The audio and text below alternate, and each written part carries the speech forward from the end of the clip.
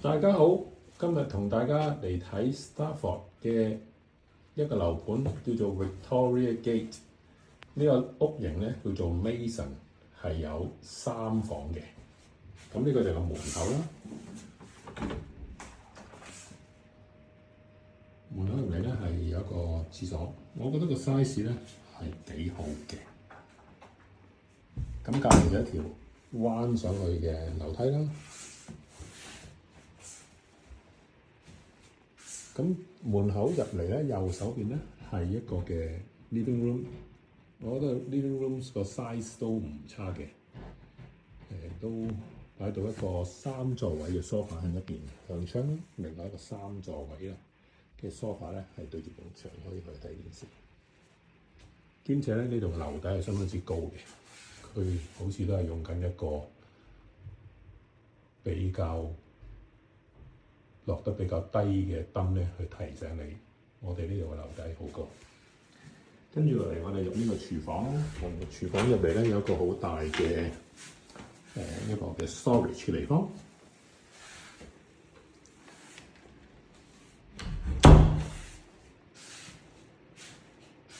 廚房呢邊就係擺咗焗爐、雪櫃。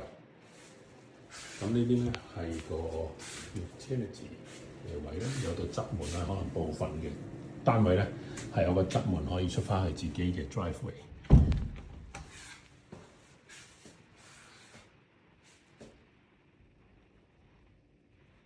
咁可以有個細細個 island 啦。咁呢個最特別嘅地方咧係佢廚房咧就仲有一個 family area 咧，係擺到張 sofa， 然後先至出花園嘅。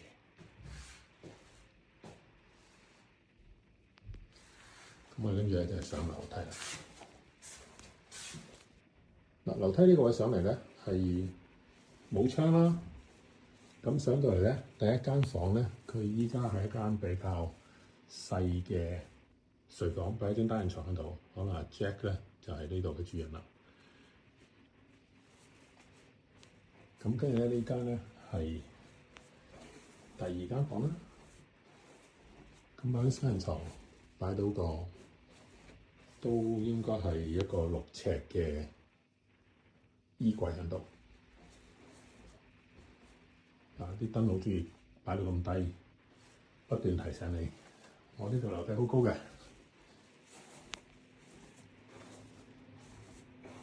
咁呢間咧應該係咪就主人房咧？係啦，個 master room。哇！呢間都仲低，擺個鏡喺度，空間咁再多啲。同埋咧，呢個就係嗰個主人陶瓷。咁我覺得啲 size 係幾好用嘅。